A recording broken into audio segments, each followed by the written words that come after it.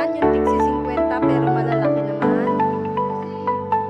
Tapos bigas, ang bigas dati ay 45.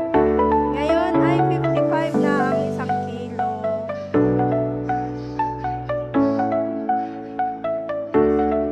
Itlog naman dati ay 8 lang, ngayon ay 10 na ang isa.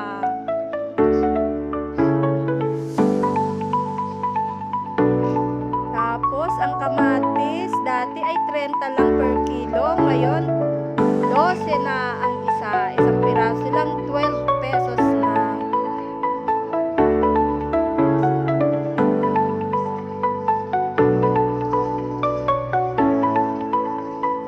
Tapos ang luya naman, ang luya dati ay 30 lang. 30, ngayon 120 na. Ganyang kamahal ngayon ang bilihin. Next year kaya, ang kalabasa lang po ay libre. Kasi may nag-sponsor po niyan. Salamat kay Odek. Happy New Year!